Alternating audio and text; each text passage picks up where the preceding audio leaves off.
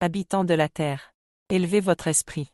Levez vos yeux au-dessus du brouillard de ce monde, car celui qui reste au niveau du sol ne voit que la confusion et les ombres.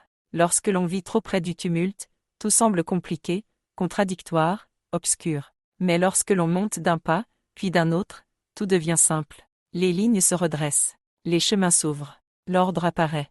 C'est ainsi que fonctionnent les Écritures. C'est ainsi que fonctionne l'univers. Rien n'est jamais caché pour celui qui a le courage de monter suffisamment haut pour regarder par-dessus ce que les autres prennent pour des murs infranchissables.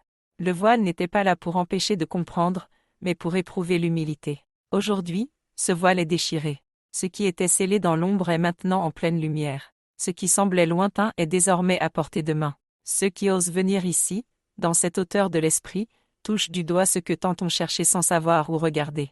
Car ici, dans l'élévation de l'esprit, dans la compréhension du plan de Dieu, dans la lecture claire de ce que le monde croit énigmatique, se trouve le plus grand développement personnel que l'homme puisse atteindre. Pas un développement de surface, pas un exercice de volonté, mais un changement de nature. C'est ici que l'on passe des ténèbres à la lumière, de la confusion à la connaissance, de l'erreur au discernement.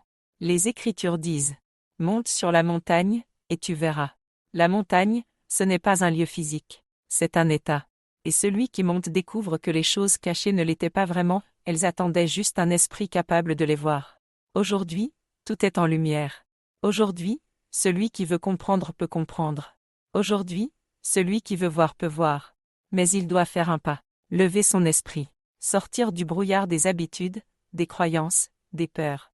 Car ici, dans cette hauteur où Dieu parle sans détour, où les Écritures s'ouvrent sans résistance, où le plan de l'univers apparaît dans sa précision, ici l'homme touche du doigt Dieu. Et lorsqu'un homme touche Dieu, il devient vivant. Il devient clair.